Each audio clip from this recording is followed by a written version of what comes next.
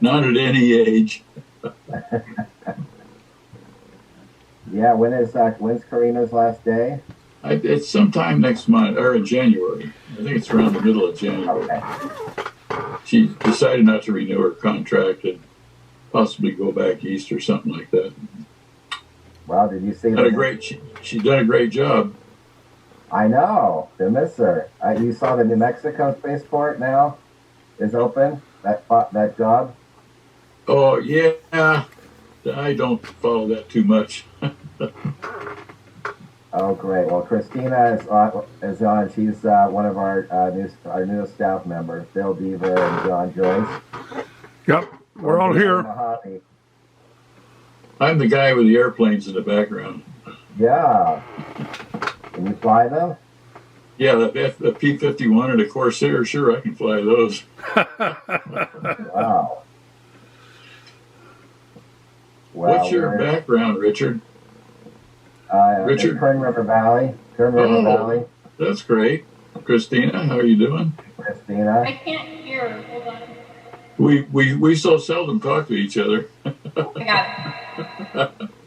It was great to see you yesterday, Bill. Thank you again for your amazing generosity for our clinic.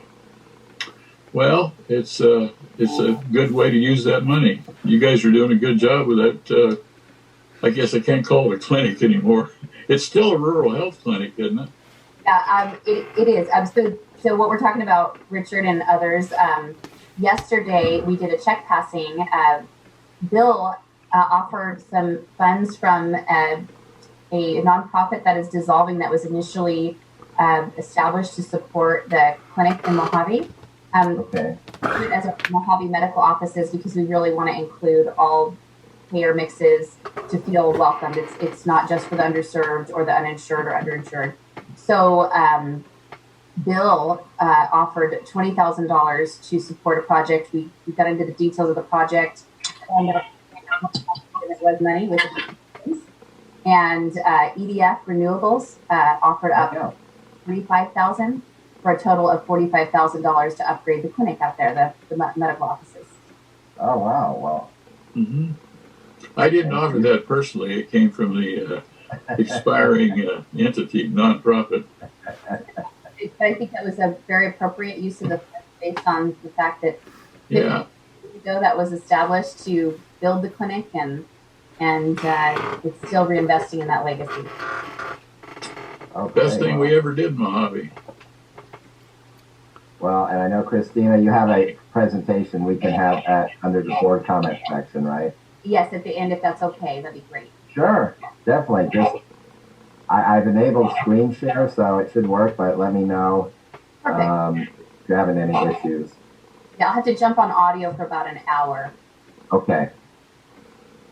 Okay, I know, it looks like Sam is coming on too, and Tony is.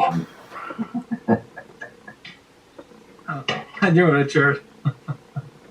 Sam, how are you? I think I'm doing great, my friend. I think your wife and my daughter are ice skating now, right? All the time. They're The ring is back open, so that she's always there now. Wow, they got Josh. Hey. Corey. I gotta work on my beard. I'm getting like left behind, I guess. Where's your COVID beard? Yeah, that's about the Josh, how come you don't have a dumpster in the background in your picture? So with Waste Management, we use Microsoft Teams, and we have a bunch of presets with nice WM backgrounds, but Zoom I'm on my own, so I'll have to download something. Yeah, looks nice. Very appropriate. I thought the Joshua tree now is going to be classified as endangered species. Why is that? You haven't heard the Center for Biological Diversity, I think, is trying Well, to... the reason is because people are chopping them down. Oh, yeah. Joshua trees. Yes. Yeah. I didn't realize it's named after you. Yeah, well, I'm special. What can I tell you, Richard? So if this designation, I think there's a year-long review period. There's a lot of projects grandfathered in, but if this designation is, there's a lot of concern in these terms as declared endangered species for development. Oh yeah. I've been amazed at how much development's been able to occur, all things considered, just knowing the litigious nature of CEQA. So. Yeah, and there's even, I think there's a move setback for 5 miles for solar, so.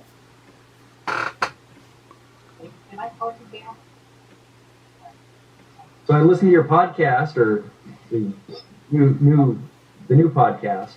Pretty good. How did you like Golden Queen? Yeah, we want to tell more stories, these Kern businesses. The next one's going to be Kern River Brewing. Justin's on the line too. Now we want to do Corey, if we can do talk to the Triassic, and maybe it's not Sun Select anymore, right? Yeah, it's Revol. Okay. Greens, but yeah, no, it's the second best government podcast in Kern County. So I know. Hey, you're the best. We're the nonprofit. You're the best government. We're there you go. There you go. Yeah, we'll give you that title. Yeah, there you go. I always say it. Yeah. Different Emmy award. Yeah. Isn't that called self-promotion? Yeah. And we need some express companies too, Peggy. So we just sent out our new podcast about highlighting businesses throughout the county. We're going to do a couple of months. So Looking forward to it.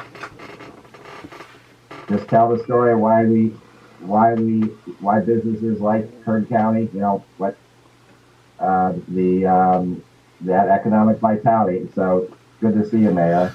Good to be here. Thank you, sir. And I think we'll wait maybe 2 more minutes. I think we have 24 people signed up.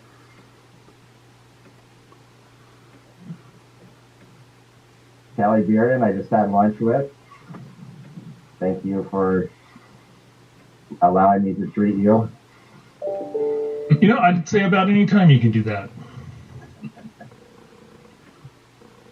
Thank you for the fine company. Well, who's winning the Masters now?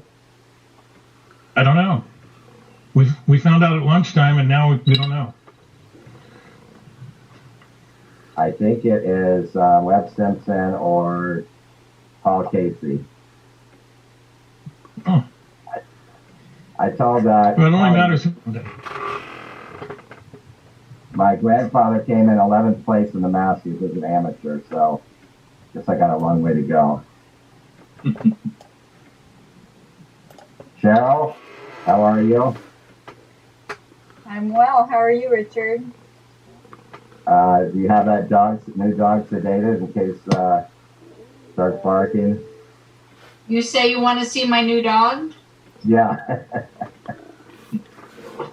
Is that what you said? There you go.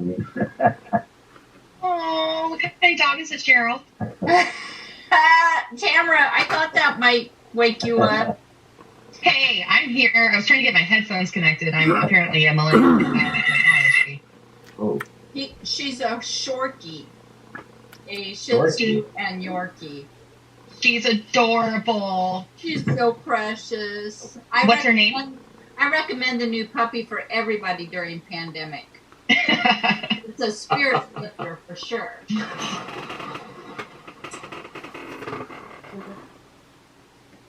Wow, we got a great group. Mary Beth, how are you? You know, it's cold here in Tehachapi, and so I'm cold. But other than that, I'm good. It's warm out here in the desert. Hey, Bill. I know it's cold. It's cold in Tehachapi, but look at it. I do have a Christmas decoration up on my. So I'm getting in the season. It's 62 in Mojave. What did you say? I can't really hear anybody. It's 62 in Mojave. What? Yep. Okay, I'll tell you what it is here.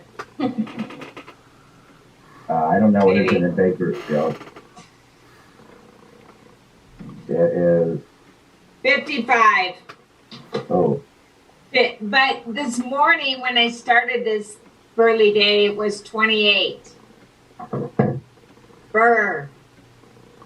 Have you all had snow up there? We have snow in the mountains, and I did have snow at my place over the weekend, but it has melted. But they're still in the mountains. Great. Well, we can't wait to get back out there and meet in person. Well, why don't we get started? I think we have about 30 people on the line. Just so you all know, we have, I know it looks like the Brookings Institution folks, as well as the Madison Dale group. So I know they will be on the line. I'm taking copious notes, I imagine. Well, let's get started. Hopefully you all have the agenda. We'll be showing that later, but everybody, looks like everybody on the line, we can see your name. If you can't, if you could, through the chat feature, let us know. I think there's one phone number, 401-8398. If you can just let us know through the chat function. And we can't really do roundtable introductions, but I guess luckily everyone can see each other. So I'm going to try to start my presentation. And let's see if everybody can see. I'm trying to still figure this out. Let's see. I probably need to click on it and then do it from the beginning. Hopefully this will work. Does everyone can see that? Yep. Yes. And Bill always tells me he only sees half of my face. Maybe that's a good thing, but Bill, can you see my whole face? Most of it today. Okay, good. Looks great. Okay, great. Well, thanks everybody for joining us, and I will try to keep mine short and sweet. I always need my slides, so talk about state of the county and how we're doing unemployment, and you can see unemployment at a high back in, I think, June of 18.5%. We're dipping to about 13%, the blue line. But if you look at the labor force, obviously our labor force is contracted. This doesn't count, by the way, in terms of unemployment, people that have recently lost a job or are no longer looking actively for work. But you can see again, I mean, the good news is we're starting, we've gone from about 18.5 to about 13.1. So we'll see moving into the fall, of course, how that will, how those numbers will fluctuate. This is for Kern County, since Bakersfield, that's the whole county. This is comparing basically August of this year to August of last year, or maybe it's September, I should double check, how we're doing versus the top 53 major mid-sized metros. So if you look in the middle column rank, we're on the way back, but again, we're 45th out of our 53 metros. But you can see how the sectors are doing. Construction is actually number 2 in the country weekly, and then adjusted weekly. First, so this is Kern County. It says Bakersfield is Kern County. Interestingly enough, these are job postings versus January 2020. And you can see we're actually doing, in terms of the activity of job posts, we don't have what types of jobs these are, but we can see that we've actually, versus January, actually there are more job postings than 8 to 9 months ago. This is November 6th, so pretty recent data. And you can see versus the US down 18%, LA 37, San Francisco 53. Last time I talked about the job loss by wage level, and so our jobs over 60,000, we actually have not lost any jobs over 60,000 compared to January, but it's the jobs under 27,000 where we've lost about 30 to 40%, primarily retail, hospitality, etc. But here's just a way of comparing. Again, you can go on the website and put any metros, any sectors as well, individual sectors, see how they're doing. Healthcare is bouncing back. Interestingly enough, Kern County, this looks at the metro area, MSA. We are number one in the country for more essential jobs. Metro's over 500,000. So what does that mean? More of our industries are deemed essential, right? Oil, ag, government, and Fayetteville. I grew up near there. If anyone know what's in Fayetteville, North Carolina? Bill? Any military people?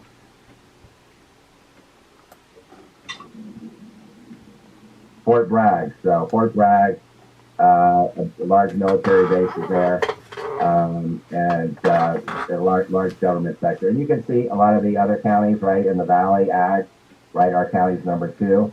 Modesto, I think Kelly's from Modesto, so you made that list. But again, that in many ways is why our consumer spending and unemployment rates are not as good as we're not as impacted. Of course, we're impacted, but not as much as other regions. So that's from EMSI data. Another recent study, Brookings actually got a Brookings study. I know they're on the phone. I think Rachel.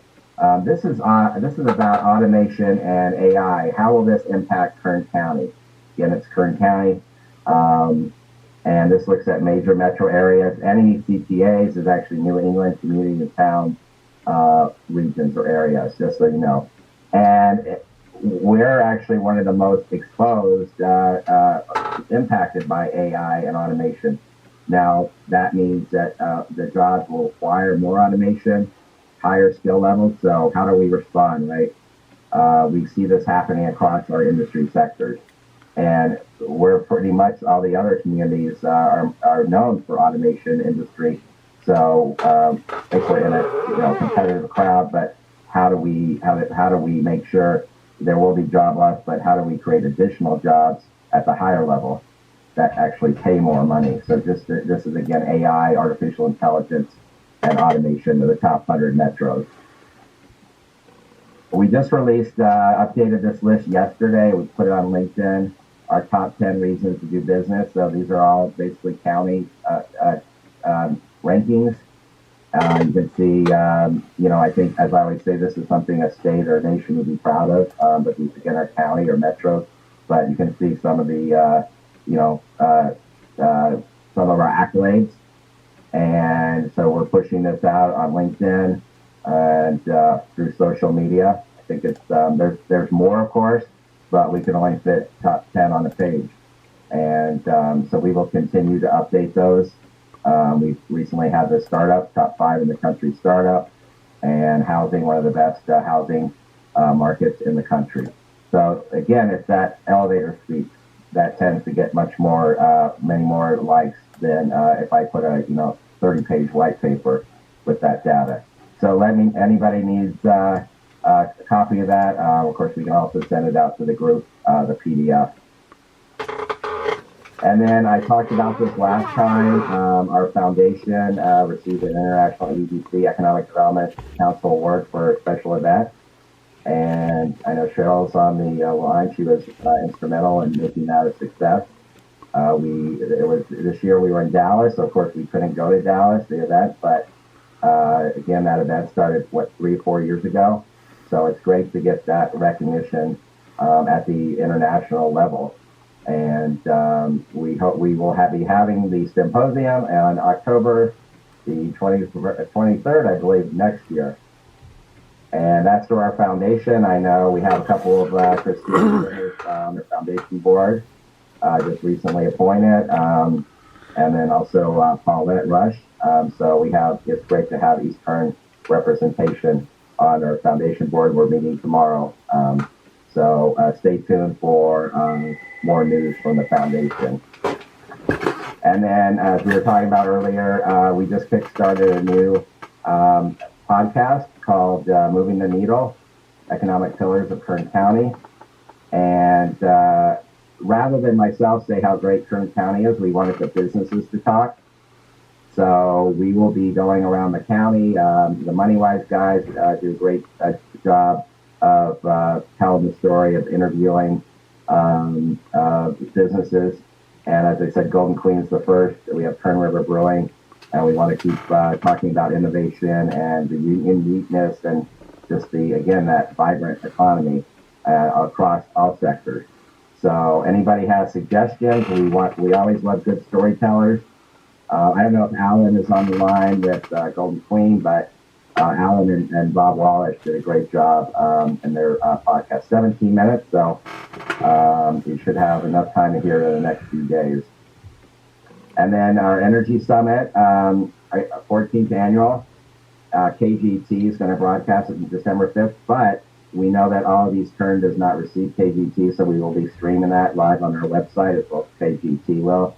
We're recording the presentations the next week or two at some at KGT Studio, some in other parts. Our keynote, Peter Zion, if you remember from a couple of years ago, he's a geopolitical strategist. He'll be going to the studio in Denver.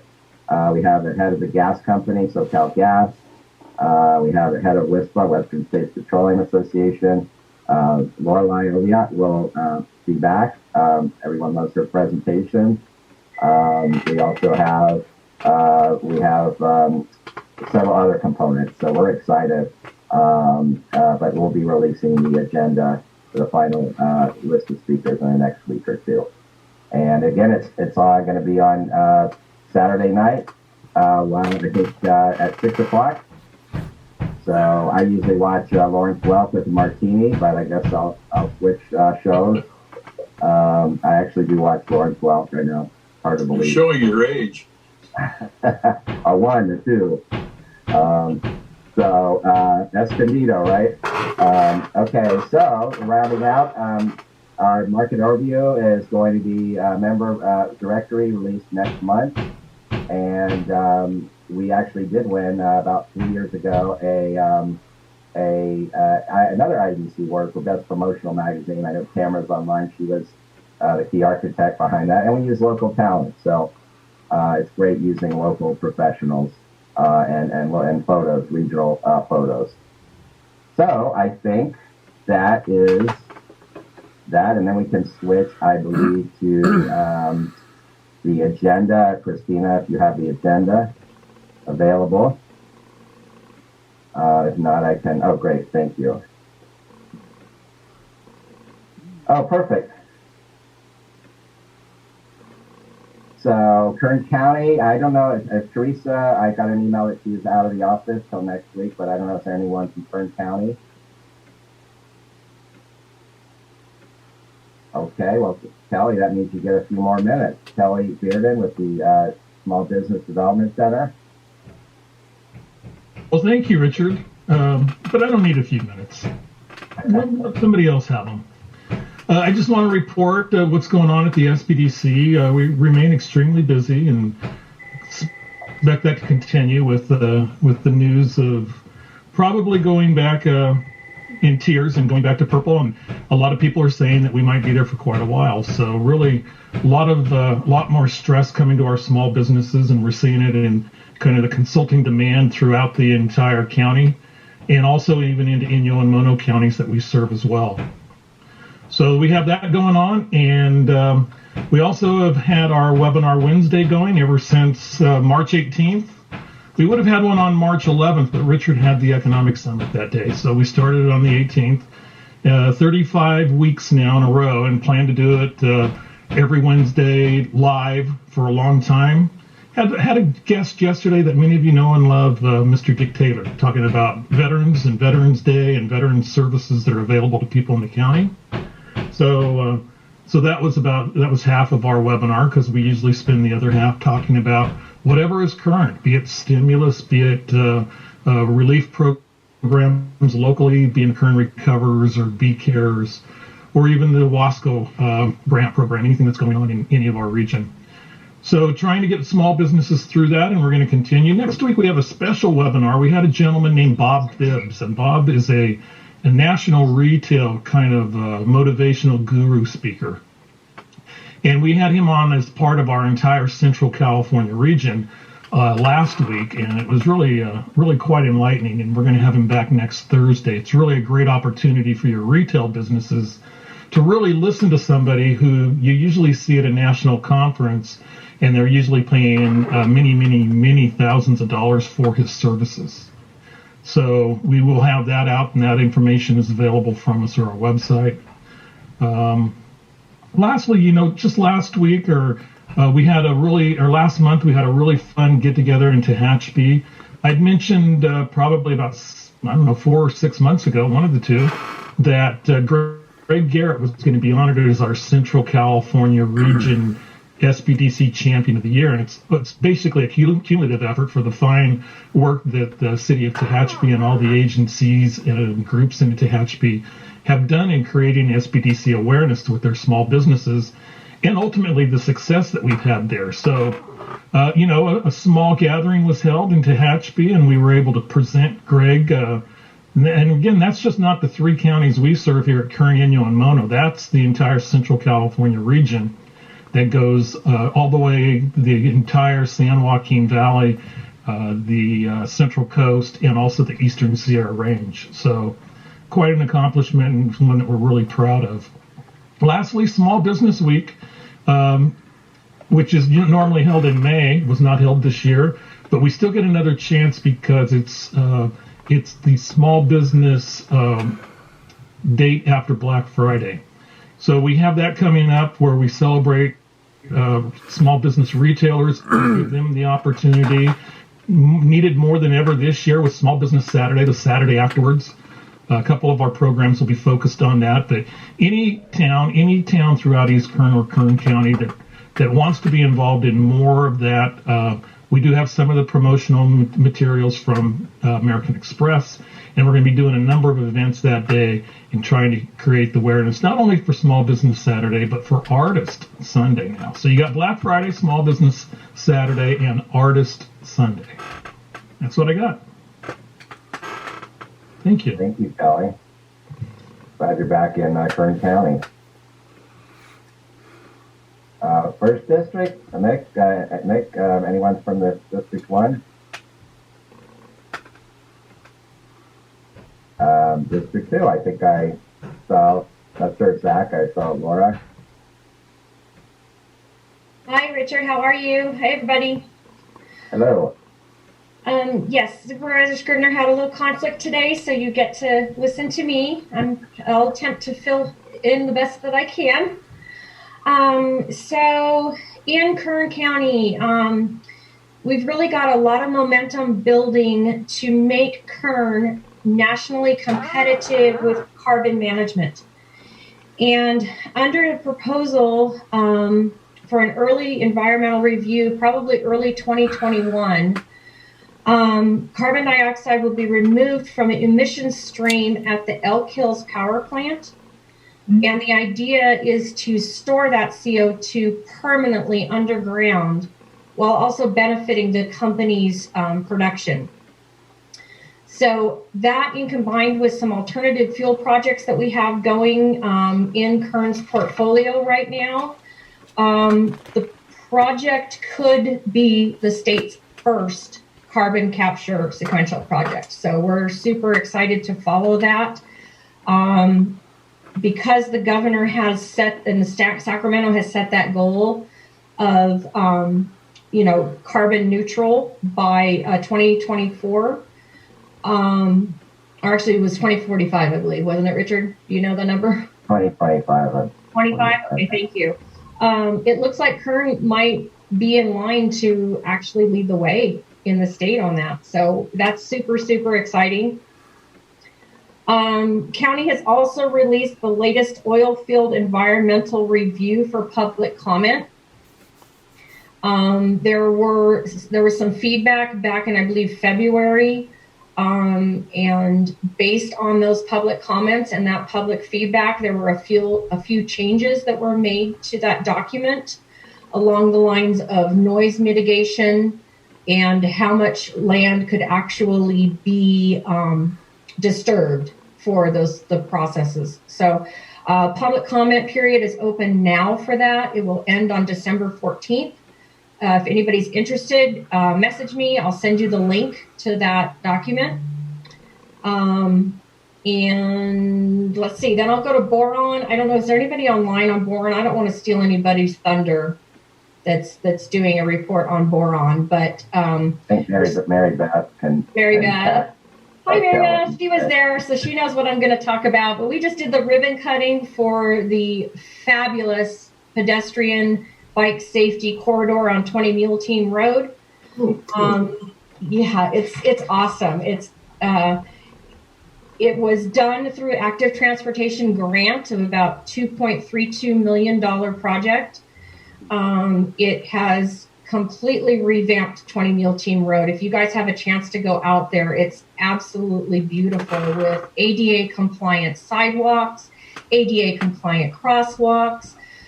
There is now a bicycle pedestrian path that goes from Boron Avenue all the way out to the community of Desert Lake, which provides a lot of extra safety for kids going back and forth to school, different activities to the library from their residents in Desert Lakes. And then there's also now safe pedestrian railroad crossing on Boron Avenue. That was big. There were unfortunately some fatalities that occurred at that location. And the community of Boron, the chamber, the school district, community volunteers, the neighborhood watch program, they just all rallied behind this, and it really made for a strong application for the grant. So we were very proud that was awarded, and the county public works department was able to complete that project. And we just did the ribbon cutting on that. And then the Loves is open in Boron. I took a tour. I don't know if anybody has had a chance to get out there and go through it yet, but there's a Carl's Jr. attached to it. And inside the Carl's Jr., there is 2 beautiful murals that really embrace the community. There's borax is mentioned, and just the whole desert community. It's really nice how they bring that local aspect into the interior design of the restaurant. I spoke with the manager, and it's actually between the Loves and the Carl's Jr., there's about 75 to 80 local jobs that are, and they're employing locals. And for the most part, it's a starter job. You're working Carl's Jr., you're working behind the counter at Love's. So it really opens opportunities for the late teens, early 20s residents of Boron to find a place of employment. So that's been wonderful for that community. So that's what I have for today. Thanks, Laura. Yes, and a couple of things. Mary Beth wants to say something, I could tell. 3-Day Sister wants to say something. I want to say something before you go on. I'm done. The other boost to East Kern and the Boron area is we awarded them with a $200,000 grant to buy Chrome books for distance learning, and so we awarded that at the last school board meeting, and that enabled them. I got some emails from people who said their kids, it was a struggle when they had multiple kids trying to do distance learning. Yeah. And so each student in the Muroc School District was given a Chromebook. And so that's just a good thing to help in these trying times. Absolutely. That's fantastic, Mary Beth. And the outlying areas like that, those real small communities, they really rely on resources like our library for the internet service, things like that. And of course, they've been closed because of the pandemic. So thank you, Mary Beth, on behalf of East Kern. That's fantastic. As Laura mentioned, a couple of things on energy related to the summit. We will have CRC will be talking about that Elk Hills project. Carbon capture and sequestration, and Ken Haney, and then we'll have NREL, laboratory director from National Renewable Energy Labs, and then also solar industry speaker, S Power. So jam-packed in 70 minutes, 80 minutes. Thanks, Laura. Thank you, Richard. Thanks, everybody. Tehachapi. All right. Thank you, Richard. Lots to report on. It's been kind of broken up a little bit too in terms of commercial and residential stuff. On the commercial side, Pendant Express is hiring their last few team members. They expect to open in whatever capacity they're allowed to do so. They do have a drive-through at the new location. Within the next few weeks, they're trying to target the holiday shopping crowd at Walmart, their parking lot neighbors. So that is good news. They put in landscaping and stuff yesterday, so they are getting extremely close to opening. Speaking of Walmart neighbors, Valley Strong Credit Union broke ground on their 2,600 square foot branch, which is just north of Walmart, fronting Tehachapi Boulevard. The site includes the parking lot build out, so they're doing all that, and drive approach to the lower lots of that development. Valley Strong also owns about a 3,600 square foot pad that'll be made available, most likely to a drive-through business once the improvements are made. So they have started construction on that, and we did have a meeting with the owners of our Kmart building last week. We started working with them on their redevelopment plans for their property, which should bring in more retail options that'll be needed should many rooftops that I'll talk about here shortly come to fruition. So they're starting to plan, although there is currently a lease with a company that bought Kmart months or years ago, but they are hoping to move forward here sooner rather than later on a redevelopment project. Town Place Suites by Marriott continues to roll through construction. They're targeting late spring to open, so that brought a ton of interest back to our Capitol Hills area. Interest from restaurant owners, recreation developers, and folks that want to develop the properties have held on for years in that portion of the city. So that area's got a huge boost as well. On the small business side, we recently assisted a couple of local businesses find homes in new leases. Deco du Jour, which is a home furnishing store. They specialize in wholesale high-end furniture. A lot of the stuff they get from movie and television production studios that either use it or don't use the stuff, and then they buy it from them and do some of the resale stuff, kind of like new or new. They're hoping to open on Monday. I just visited them today. It occupies, for folks that are familiar, the last tenant in that space that they're in was Blockbuster Video. So it's been quite some time since it's been occupied. And matter of fact, they had to take out, I was in there today, they still were taking out the slotted walls where Blockbuster used to hang shelves. Like they had to tear out a bunch of old Blockbuster stuff still. So the good news is they're getting close to opening on Monday, and actually really home furnishing store, new home furnishing store for the most part in the city. So that should be a very popular destination. Also kind of an interesting one, but this company, it's called Independent Munitions. They're actually a small ammunition manufacturer, mostly for law enforcement and for movie studios. They also make blanks. They've actually signed a lease to open up in one of the industrial areas. So they struggled in Bakersfield getting the appropriate zoning and approvals, but were able to find kind of a properly home zoned correctly here in Tehachapi. So a small manufacturer, but they're branching out into their first sort of full-time large production. So we're happy to help with them. I know when I got on the call, Venice Health was talking a little bit about their imaging center, so I'm going to let them talk about that because that's certainly exciting. And then, so I'll skip over that to our residential piece. Housing market continues to boom. Sales last month in Tehachapi in the city alone had an average just 5 days on the market. Average sales price is increased to $324,000. And so that's not even really new construction. There's just a few, here and there new houses being built at this point.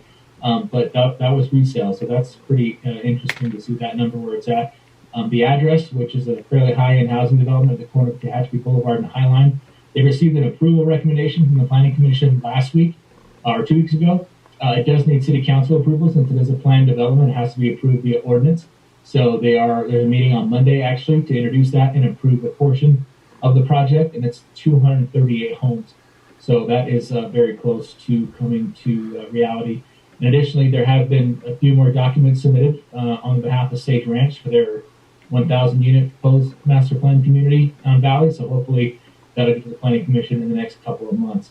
Movement on a housing track in Cherry Lane, which has been a revived map. So that's actually being grading plans are being reviewed right now. So that's another it's a 50 home development, if I'm not mistaken. And we do have a merchant developer who's has purchased some blue top lots already in the city. So they're going to be breaking ground here in the very near future. So the housing is certainly there. And then on the infrastructure standpoint, our percolation testing is underway at Blackburn Dam. We've mentioned in the past about our groundwater sustainability project.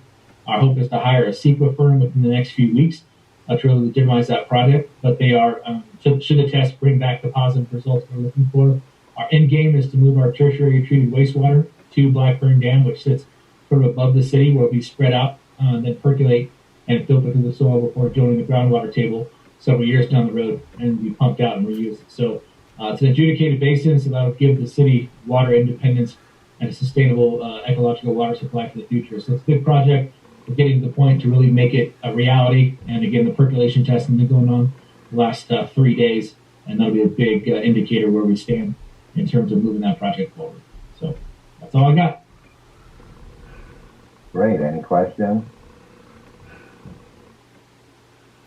Thanks, Corey. A lot going on. Rosamond, John, are you filming this? Yes, yes. Filming yourself. Yes, be sure that you're smiling. Because we are. That's it. That's what we need to see. Rosamond has 4 items of interest out of the Rosamond News this month. The first one is Terrasol, our newest neighborhood, has 10 homes up and selling.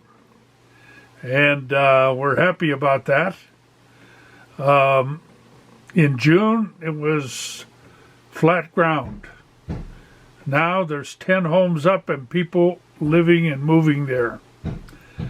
The second item is Rosamond now has a museum. The Rosamond Community Service District has leased their old administration building to the Kern AV Historical Society. This is a group that's been in Rosamond a long time, never had a home. Now they have the old administration building, and they're going to make it a museum for East Kern. So there will be East Kern items in the museum. Water District, many families have contributed photographs and costumes and tools. So we look forward to that. That's new. And it's right at the West Gate entrance to Edwards.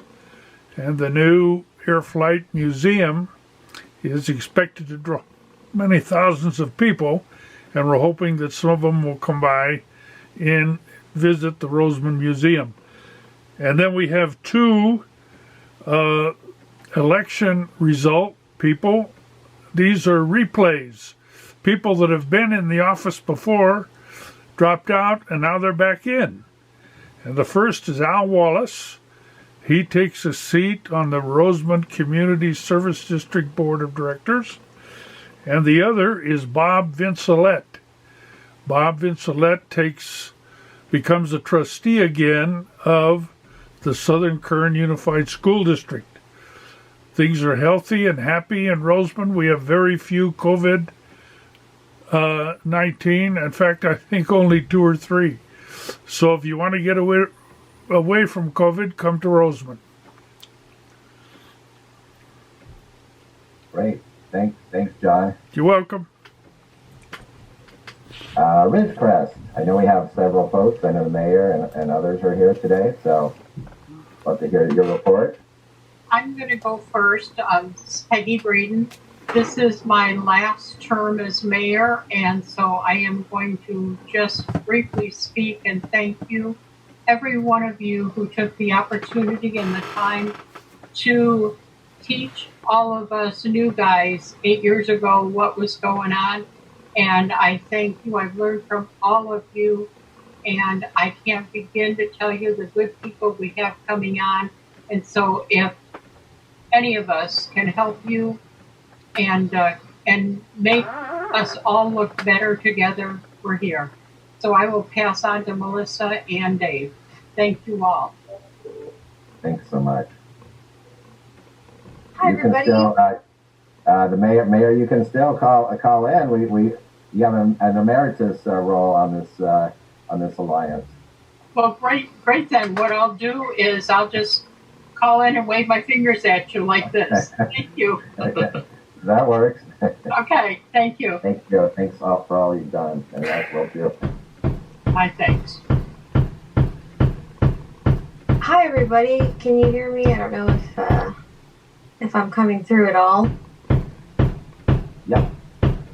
All right. Well, I hope everybody's having a great month. I know it's been a little bit stressful with all the elections, but at the City of Ridgecrest, we've got a lot of things going on right now. In terms of retail, we have confirmed our Pendant Express is moving forward with their development and are targeting Q2 to be opened. We also have 2 new hotels that are currently being built and also around the same time frame. And so also with our external organizations that we work with, the Chamber of Commerce in Ridgecrest has gone through the process of rehabilitating their electronic sign, and that will be on the corner of China Lake and Bowman Road, and that will be the only electronic sign in the area that will promote community messaging, as well as some of the chamber members being able to advertise. Our visitor center has the California Welcome Center designation. I've mentioned that before, but they are also targeting end of Q1 to be open. So we are very, very much looking forward to that. They have a very large building, and the experience that they're going to offer there is very, very exciting. So hopefully we'll be moving forward with that soon, and I'll be able to give some more updates in regards to that. On the city's end, we are taking on a couple projects. One of the most important ones that I'm working on now is the community development block grants that we will be receiving from the county. The supervisors have approved the agreement for the city to move forward with our plan, and we were targeting local businesses. We received about $75,000, and we'll be purchasing outdoor equipment so that our local restaurants are able to adapt to outdoor dining. We'll be purchasing canopies and tables and chairs, heaters and barriers and things of that nature. And so we'll be presenting the agreement to our city council next Wednesday. Moving forward, we're also working on an Office of Economic Adjustment grant. We were granted about $500,000, and we are working with the military installation at China Lake so that we can identify points of resiliency in the area in terms of power, water, and things of that nature. And so we're working with leaders of our community and those possible points of failure, and are hoping to see some results from that study. And that'll be in about 18 months, and hopefully that can transition us into addressing those concerns with a subsequent grant. We have another grant that we're working on. It is the LEAP grant, and it'll help us update our housing element in our general plan and our engineering design standards. And I'm going to round it off with another grant that we have been completing, and it's our EV charger grants that we received from the Eastern Current Air Pollution Control District. And our secured police parking lot will now have will begin construction on a few EV charging stations, and hopefully that will lead to the police force having access to electric vehicles in the future. And then to end my report, I'm also working with Caltrans on their business sign logo program. And hopefully it'll work on the northbound side of the road on 395 so that we can indicate the types of services and businesses that we have in the area and possibly attract a few more people off of the highway. And Dave, I know you might have some more earthquake recovery information, so please feel free. Thank you, Melissa. I take nothing for granted. You had a few of those we mentioned. I'd like to update us. This is Dave Janis from the China Lake Alliance. I'd like to give you an update on the earthquake recovery plan for the base and the community that relates to it. It's the Navy presented a plan up here at a Meet the Buyers conference, which was sort of an industry day that we convinced them to hold up here in February. And that had been the last schedule update that the Navy had officially given until City Council meeting, I think on the 21st of October. And we've been working with them all along and staying abreast of it. But there's about $3 billion that has been appropriated over 2 years budgets, federal budgets, and is already appropriated. It's in the budget. It's real money. And they have about 6 projects that were major MILCONs in fiscal year 20, totaling about 1.3 to 1.4 billion. And the last of those was awarded at the end of September. So we've got everything on track this year. That, by the way, that's on track with that original February schedule, which was very accelerated. The mayor and I think the city manager attended the groundbreaking for the first major MILCON for a set of the main magazines on the base.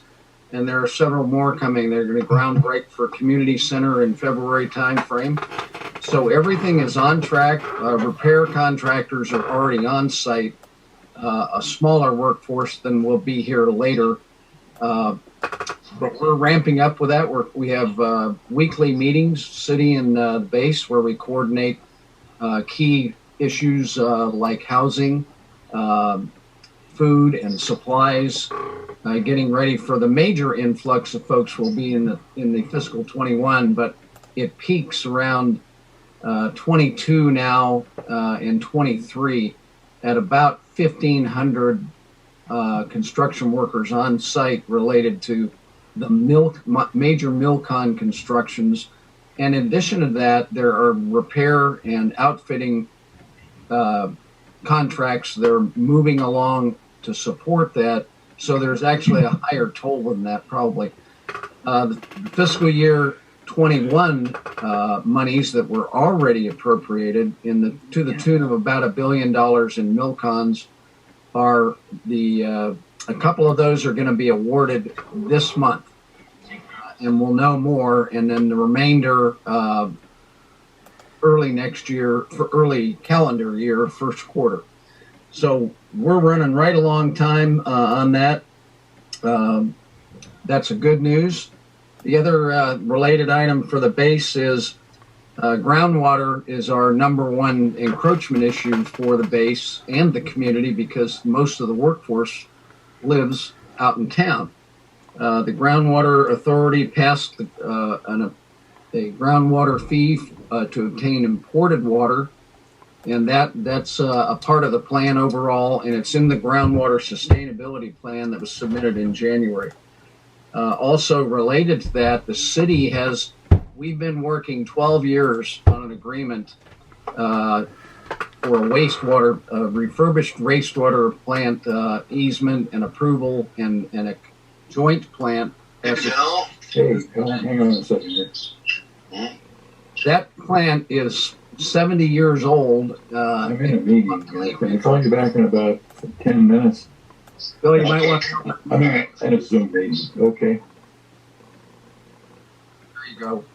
The wastewater plant, as I said, it's been 12 years in the making. It was a great happenstance that we got it done this year. And in fact, we're working in line on a we got additional recycled water in that agreement. or option to recycle water. And the next thing that we'll be going after a grant for is to build a recycled water plant as a part of it. So that all ties together. And the last thing I would like to say is a huge shout out, thank you to Mayor Breeden, as she has led us for 8 years in this city. Some things have been controversial more than others, but I want to particularly thank her for her leadership during the earthquake. And she was outstandingly engaged, publicly visible, reassuring, and she established close personal relationships with key leaders such as Senator Feinstein and Kevin McCarthy, who she already had a great relationship with, Governor Newsom, the entire California delegation, and that is a direct contribution of the fact that we got that $3 billion overall to repair it, and there's going to be about another 900 coming in later budgets to outfit and equip that. So thank you, Peggy. We all appreciate it. That's all I got. Good here. Thank you. Thanks, David. Well, next we have Bill. Gotta unmute Bill. Bill Deaver.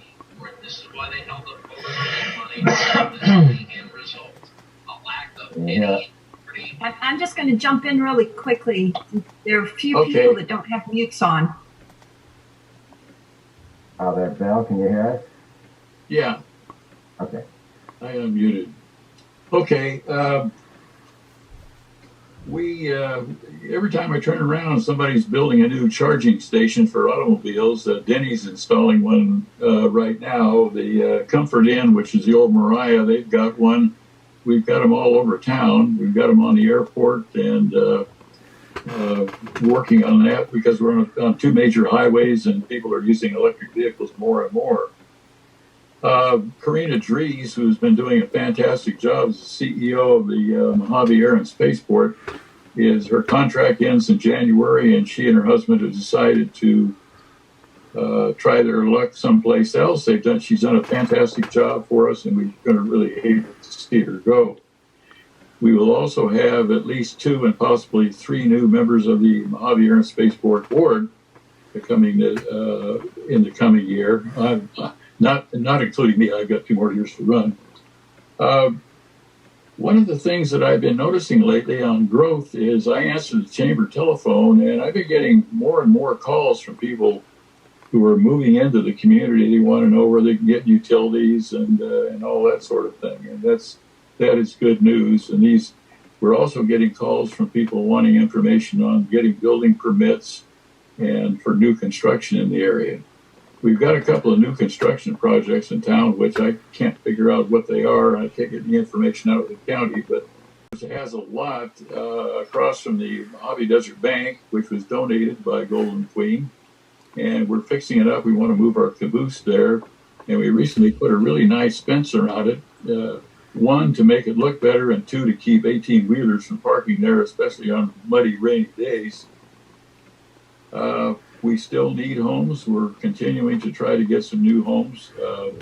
It's just impossible to find any place. If somebody would just get brave and come out and build a bunch of homes, and I don't think they'd have any trouble selling them. Highway 14 is getting its first upgrade since it was built the freeway was built in the 1960s. That's going to cause some problems with one-way, instead of 4 lanes down to 2 lanes each way for a while. But we've got one alternative on Sierra Highway, and we would have a second alternative on Holt Road, but there's about a mile or 2 of that that's just rough dirt. It's just impossible to use. It used to be usable. We're trying to get the county to do some work on that. Golden Queen has offered the aggregate for that project. That's about it. Everything's looking good. We've got business. People are working at the airport. People are coming back to work at the airport and moving into work at the airport. So we're looking forward to a good 2021. Thanks, Bill. Amanda, anything you wanted to add? Bill all touched on quite a bit of what's happening in the town of Mojave. The only other thing I have to add would be more East Kern, regionally related. Last week, I was able to participate in a outbrief for the Defense Manufacturing Community Support grant that CSUB submitted, along with Kern County and AFRL being main direct partners. We did not receive that grant. I think we spoke about, I told everyone about that the last time we had this meeting, but we were able to get OEA on the line to kind of talk to us about what set those applications that did receive the grant apart from those that did not receive the grant. And it was a huge amount of information that is very valuable, and it seems fairly likely that that program will be available in the future.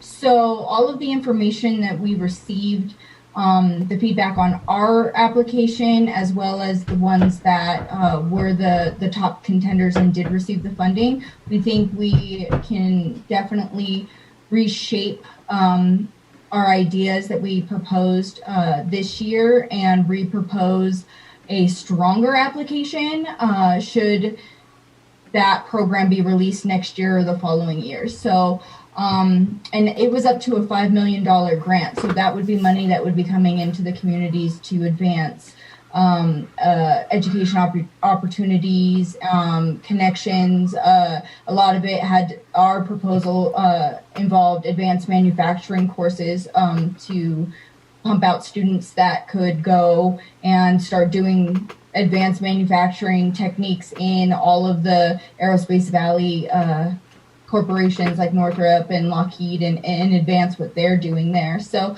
it was a really great opportunity to be able to discuss that. And I think it made us, stronger contenders for next time. And I'm pretty sure we will put back in for that grant in the future. That's it. Thanks, Amanda. Kern River Valley, I think Justin is calling in. Yep, I'm here. All right. I will try to keep mine fairly short. Things I think they probably have in a lot of areas have kind of slowed down, due to COVID. One thing that we're seeing a lot of is the effects of this urban exodus. We're seeing a lot of people from big cities, from LA, San Francisco, where people just want to get out of the cities, want to try and find a place with, cleaner air, less people around, and more outdoor opportunities. So we've been seeing a large uptick in not only the real estate market kind of becoming a lot busier up here, but also here at the co-work we're kind of regularly seeing people that move up here and then they're looking for a way to continue their careers and continue working remotely. Which for us is fantastic because that means that essentially we're importing their salaries and paychecks directly into the valley rather than having to create as many new jobs here. It's great for people to keep working where they're working. It just means their paychecks in here. Something that I've been seeing throughout the valley is the company Tesla and their energy program has been working with the California Public Utilities Commission and offering battery installs for certain critical infrastructure and critical operations. And so we've actually got a salesperson working here out of the co-working space that's been able to help a number of our facilities get these large Tesla battery backups for essentially no cost. Some of those are county projects and some grocery stores and similar projects. If anybody else on the call is interested in kind of having a conversation, I know they're working with the county at large, but if any of the other specific areas have any interest in that project or in kind of figuring out getting some of those battery backups for free, feel free to reach out to me. My email is justin@kernvillecowork.com. And because of the CPUC grant, those go to particular types of infrastructure. So cooling centers, grocery stores, detention centers, those types of things. And finally, we're seeing a new push from Mediacom. It looks like they're trying yet again to try to get some fiber into the valley. If that's able to go through, they are requesting a new grant from the state. If that does go through, and if they are actually able to get fiber into the valley, that's going to be a major boost for a few reasons. One of the big ones is, like I mentioned, as we're kind of looking at this urban exodus, when you're looking at these high demand, highly skilled workers, when they're looking for a place to move to, one of the first questions they ask is, how's the internet connection? And our internet infrastructure's been lagging behind. We're usually about a decade behind. So getting fiber back onto the valley would really help kind of bring us back up to the rest of the world. So really looking forward to that project. I've been speaking with them fairly regularly. And that's all I've got. If anybody has any questions. Yeah, Justin, you mentioned remote work, and if I had another slide showing where most the regions with the most remote work, opportunities for us. We're right next to LA, who has one of the largest percentage of the workforce that can work remotely. So we're right next to that. Yeah, and one of the things too that people look for when they're looking, to move out of the city but still keep their remote working jobs, is they want to be able to drive back into the office if they need to every few weeks or something like that. If there's like a big important meeting or something like that, so people want to get far enough away to where they're not surrounded by people and not stacked up on top of other people, but they still want to be within, say, a 3 to 4 hour drive. So,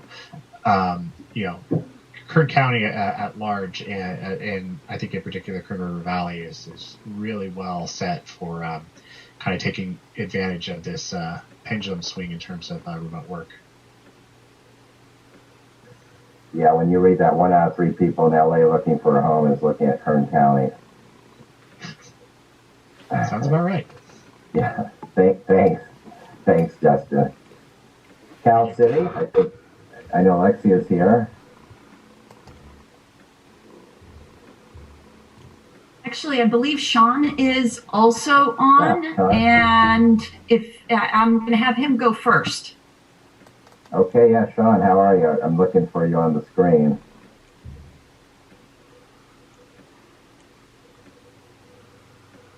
I'm not sure.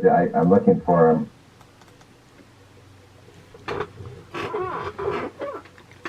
So while we're looking for him, I'll jump in. Okay. Mine is. Have we got Sean, or am I going? No, I just found him. I'm just asking on you. Okay. I see. There you go. Hey, Sean. Oh, can you hear me? Yeah. Yeah. Sorry about that. I just got a call. So yeah, in California City, we have a lot of growth going on. I think Justin touched on some growth they're getting from the Bay Area and LA. Ours is pretty much all coming from LA in the cannabis market. Everyone seems to be trying to get out of that area, and a lot of them seem to be coming here. Currently, we have 13 cannabis projects up and operational, so it's moving along actually pretty quick. Finally, 17 are in the building and development phase, and then I have 23 in planning. So we're again just trying to manage this growth. I'm getting so many requests I can't keep up by myself, but our other hindrance really is the power up here. So we're working with a few energy companies to establish microgrids and doing community solar in some of these areas that don't have power from SoCal Edison. And yeah, not only that, a lot of our growth is coming commercially too. We're going to get a Tropicana supermarket location. They're originally from Wasco, but I believe they're finishing up a new store in Fresno. And then we're also getting, we approved a CUP for a new Starbucks in town, and Primo Burger should be opening up, I believe, this month. They're really close. So yeah, a lot of stuff's happening here. We got a new council, so yeah, we're getting to know them this next month, and yeah, that's about it for now. If you have any questions. And Sean, who do you have as the mayor been decided? So far, I'm not sure if they're completely done counting in Kern. You probably know more than me, but yeah, currently Jeannie O'Loughlin's in the lead. Okay. So. Right, I think she's on the call. Oh, really? Oh, hi Jeannie.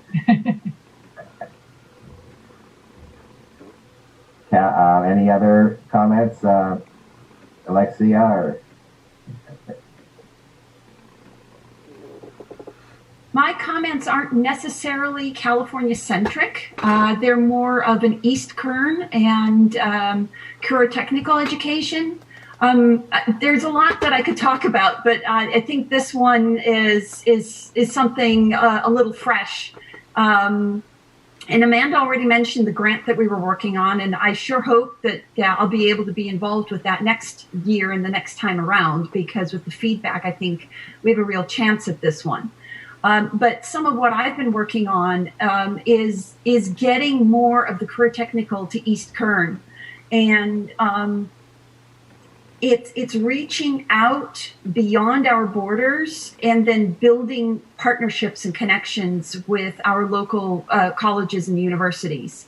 Some examples of really viable programs that are interested in coming here. There's one particular one that is apprenticeships for those who have already graduated from high school, and then pre-apprenticeships. So when your students are in high school, they go through 3 tiers of a pre-apprenticeship.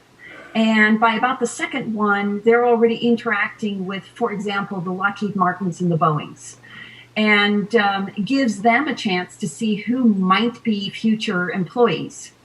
We're also talking with some colleges that, like I said, are outside of our area, but we're bringing in, say, for example, Saracoso, and seeing how they can bring in programs that Saracoso doesn't have, and that so they can partner. And one of them is an aero engineering type of program. And it is, of course, a much more engineering, but once you go through that program, you're very, very employable at our China Lakes, Edwards, and the Mojave Air and Spaceport.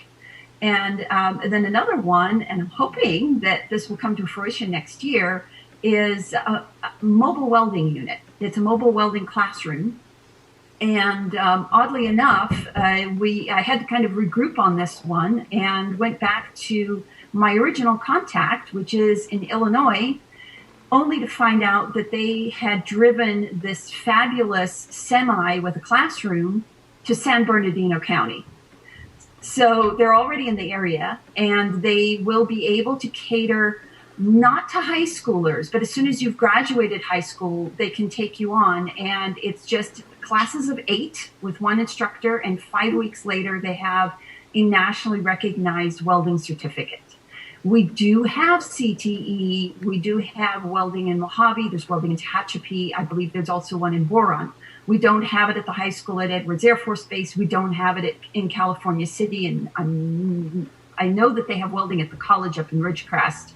So there should be access there. And then I'm also thinking Kern River Valley. When you consider the small amount of students, they should be able to garner enough students to justify going into these really remote areas. And it gives us a chance to see how well do these classrooms work, and already talking with county workforce development on that. So that's sort of lots of things going on, but this is my latest thing that I'm really excited about. Thanks, Alexia. Last but not least, Boron. Mary Beth, do you have any? I do. I would like to pop in. And, US Borax was, from the beginning of the pandemic, considered an essential business. So we lost no jobs in mining. But it was hard to hire people during a pandemic. But now we're loosening those, and so we're looking for things like millwrights, which are welders, and we have good jobs out there for those kind of craftsmen. But one of the things that I'm just especially proud of, safety is our middle name. For those of you who have been to the mine, you know that. And from the beginning, 3 days out of the pandemic, we put in safety controls, COVID controls, and I had to communicate this to Rio Tinto Global. And it's only 2 minutes and 30 seconds, so bear with me. But I'm going to share my screen and share the story of Rio Tinto borates and lithium and how we are dealing with the COVID pandemic. Okay. Is it going? Do you guys see my screen? I'm trying to. Okay. You should have it enabled for all. Oh yeah, looks like. Oh. Okay. Do you see it now? My desktop. Great. Do you see black? Yeah, I see you're pushing play. Oh, great. Is there a volume or?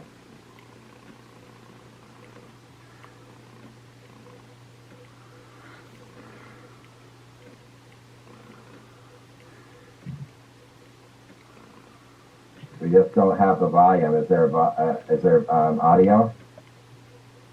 Can you not hear it? No, I think it's on. Let's see. Huh. Darn it! Hold on. If we can't get that, I can. Yeah, it's on full. Okay, so Richard and Mary Beth, it's Jeremy Woods. I've had this problem before. Mary Beth, there should be two small boxes at the bottom of the share screen. You'll have to unshare and reshare, but there's two little boxes that say share audio as well as video. Oh my goodness. Okay, I'm sorry. Let me give it a shot. Okay, so here I am, bottom of the screen, looking. Do I have to do it, Jeremy, or is it? I'm not sure as a guest, Richard. When I share video as the host, I have two little radio boxes at the bottom of the screen where I can share audio. It may be different for a guest, though, Richard. Advanced sharing options. Yeah, if we can't get it, we can send it out to the whole EKA group. Yeah, I'm very sad because anyway. So, okay, there it is. Share. Mary Beth, maybe you can send me the link to the video and I can try playing it. Okay. On Vimeo, right? It's on Vimeo. I will do that. Okay. Let's see if we can do that. Give me just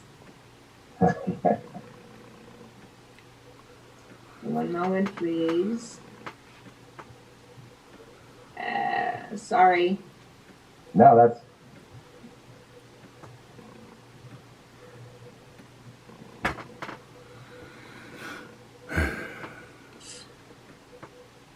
Hey, where'd it go? Where'd it go? Where'd it go? Where'd it go? I don't know. That's the Vimeo. I know. Of course, when I'm doing it and I'm in front of everybody and you're all looking at me. I think, do the one that's external link to Wilmington. I think I saw that one. I know, but that's B-roll. It's B-roll. Oh, I'm just looking for Mary Beth and Richard, I think the address is actually in your browser window already. Richard, if you just type that number after Vimeo.com. Jeremy, you're awesome. You rock it.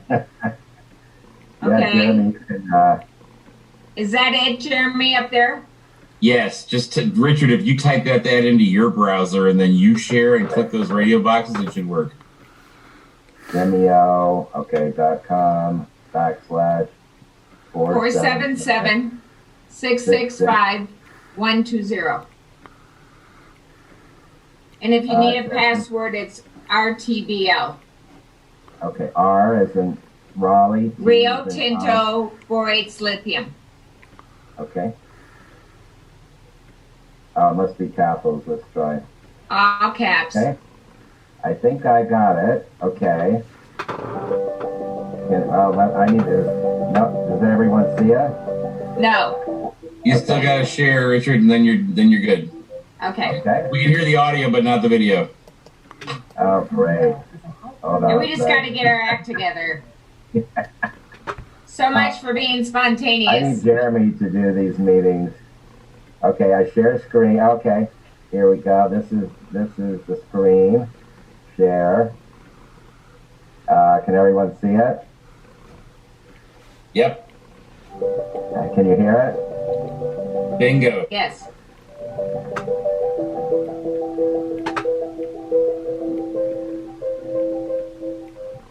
Employees safe and well is a high priority for Rio Tinto Boring. COVID-19 gave us the chance to develop an aligned response, implement controls, and embed new safety protocols to combat virus spread. From the start, the business resilience team met daily to better understand the threat. Temperature taking at the gate, mask wearing, social distancing, hand sanitizer, and on-site COVID testing are some of the directives put into place. We're proud to share some of the highlights.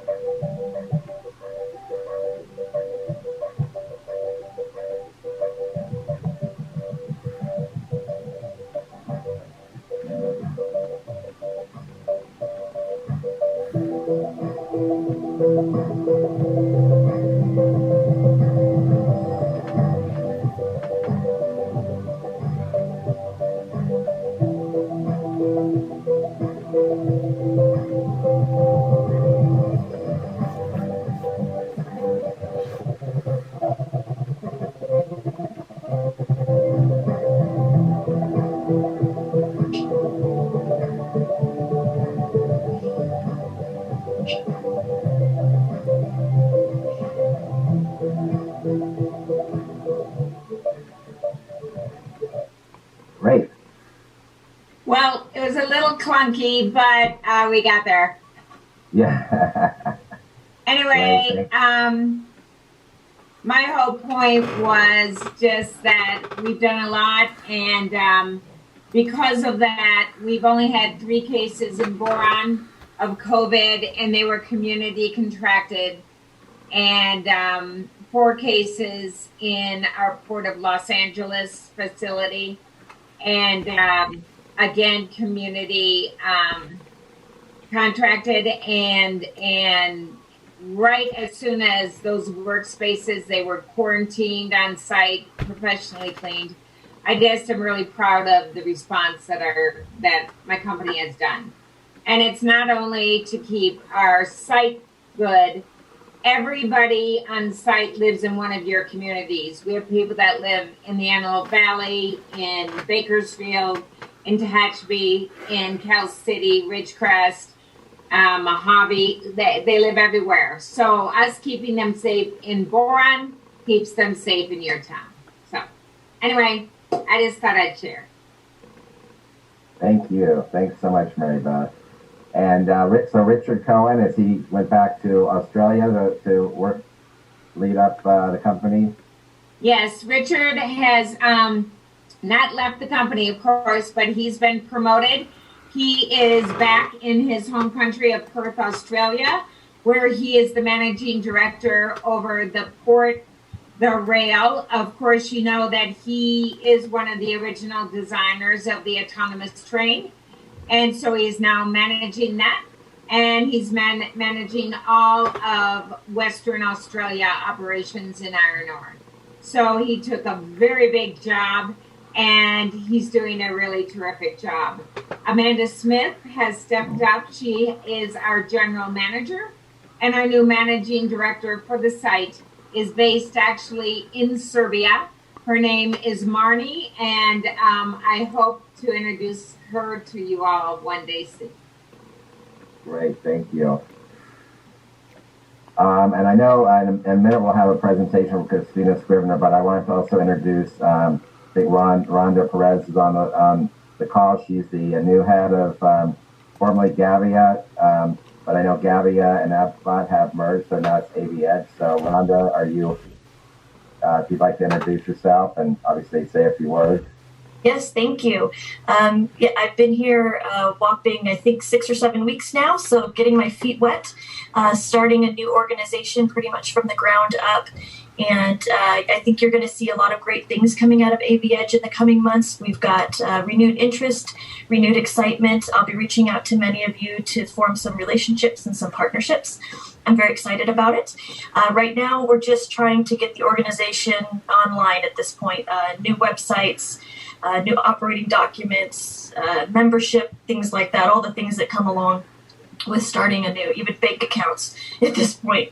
So focused pretty much on all of those things. A couple things to report for the cities of Lancaster and Palmdale. They did pass, both of them, a sales tax increase. So that will help with their general fund revenues here. Those go into effect in April of 2020. Both passed handsomely to take it to 10.25%, which will bring each city an additional about $17 million. Both of those cities will have citizen oversight committees involved in the disbursement of those funds, but they're primarily for public safety, public infrastructure, roads, parks, things like that. And veterans programs, as well as homeless programs, anybody in need, small business programs, things like that. As everybody, I believe, knows, Palmdale is on the short list for the Space Force, so we're very excited about that. And Lancaster is currently engaged in knee-deep in a $50 million road renovation program that will span between now and the end of 2021. So lots going on down here. Like I said, still getting my feet wet. It's nice to meet all of you. This is a great group, and I look forward to being a part of it. Thanks, Rhonda. See you at the next meeting. And now we have a presentation from Christina Scrivner, and after that, any additional comments are welcome. So let's see if we can find share. We have Christina here, so hopefully I'm not mixing Christina. I'm here. I'm so sorry. Can we share my screen okay? Yeah, I'm trying to. Okay, yeah, let's do this. Can everyone see it? Can we see that okay? Let me try again. Let me try. I see your. Let me try. Does everyone see? We might need Jeremy to help us again. We can see it, Chris, Richard, as long as there's no audio that Christina needs to play. Okay, great. Okay, this is it. So our first major announcement, many of you have learned that Daniel Walcott is the president over all 3 of our Kern County hospitals. And he comes to us as a great fit for this task. He has recently served in Lodi and just done a terrific job with their community and their hospital that also merged relatively recently with the Adventist Health System. So all 3 hospitals serve a very unique and different demographic and constituency of patients. I also learned that Daniel, before his time in Lodi, was over the smallest hospital of a 3-hospital system. And so I think that brings a sensitivity to the fact that when we have small communities, those patients' lives are important as well. And it's although he has a large, several hundred bed hospital in Bakersfield, another large hospital in Delano, we believe that he's also going to be really acutely aware of our needs here in Tehachapi. So he's a great fit. My counterpart in Lodi called me up the day the announcement was made and said, Kern County is so blessed and we are so sad. And so that's definitely a ringing endorsement. Danielle is going to be a great fit in coming to us next month. And so we're really excited about that. We also have a very exciting conclusion to our $2 million fundraising campaign for our imaging pavilion. We were able to close that out just a few weeks ago now, and we're looking forward to a groundbreaking in first quarter of next year, in probably January or February, with the project being completed and open and serving our patients in the late summer of 2021. So this will house a new state-of-the-art MRI. We've never had an MRI in Eastern Kern before, so this is really exciting news for access for care. And we will upgrade our CT from a 16 slice, which we currently have, to a 64 slice. So this is wonderful news, and we're really excited about it. And it's been about a 2-year project, but for this community to pull together to raise $2 million, we feel like is something to really celebrate. We also have had a tremendous amount of activity in surgery. And so I'm thrilled to report that we performed 55 cases in the month of October. There was a time when the hospital was first opening and we were ramping up surgery, where we were counting surgeries over the course of months, and we're excited to get in the double digits. So the fact that we are in the midst of COVID and have had such a robust operation in surgery with orthopedic procedures, GI, podiatry, we just feel really encouraged that this hospital truly is serving this area in Tehachapi and Eastern Kern. And then I don't know if Josh, my counterpart, is on the line. He is. He may want to share these last two quick updates. So not hearing him, he must have jumped to another meeting. So we've got a new pelvic floor physical therapist, which is one of just a few in the county, and she chose to serve here in Tehachapi, so that's a real coup for us. We've also, in addition to a really fantastic physical therapy department, we've also added occupational therapy and speech therapy. So that's really exciting to be growing our therapy department. And last but not least, this Friday, we have a community flu clinic from 10 to 2. No registration required. It is free. And I just want to remind folks that we have a COVID testing drive-through clinic that's operating 4 days a week, Monday through Thursday, 10 to 2.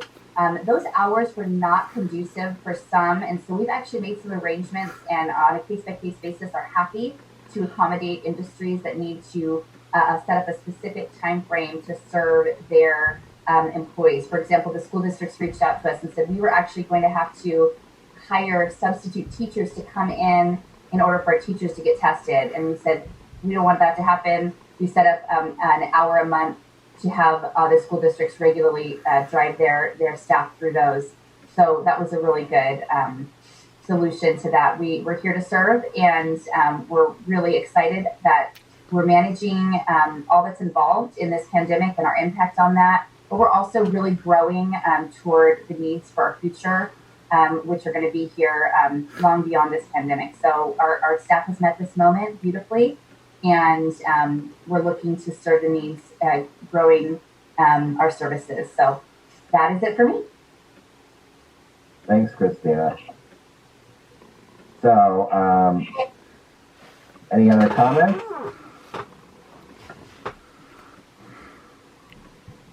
Speak now or forever. Oh, Mary Beth, raising your Can I hand. just do a comment? I just want to say Jeannie O'Laughlin. O'Laughlin is my maiden name. I'm one of 9 children from the Midwest, and I really barely ever met anyone with the exact same spelling. So we'll have to just get together sometime and just see if there's any connection or any roots or anything like that. And Richard, I forgot a really key point, and I will make this very brief. Channel 23 did a story. I believe it came out yesterday. I also shared it on my LinkedIn. The airframe and plant program that's at the California City High School was not able to do its ribbon cutting in April. So instead they did this lovely story on Channel 23. You need to check it out because I was talking about CTE. It's this really, really great program that we've got now in Southeast Kern County that's catering to, a sector of the job market that's aging out. And it's a really amazing program. Thank you. Maybe they can participate in the symposium next year. I think Lydia raised her hand virtually. Virtually. Hi, everyone. Lydia Cheney. I'm the president of the Greater Tehachapi EDC, and this is my last meeting as the president. Next year, the president will be Claudia Hansen from the Loop newspaper. So I just wanted to say that I was glad as president. I've served for the last 4 years, and I was glad that we were able to be a sponsor for the symposium for the first 2 years. And I hope to keep attending the meetings, but just not as president. So anyway, I just wanted to say that to everybody. You should be seeing Claudia soon. Thank you. Definitely. You're always welcome. Thank you, Richard. Good job, Lyd. You represented us well. Good job, Lydia. We're proud of you. Thank you. Well, anyone else? Actually, an hour and a half in, so.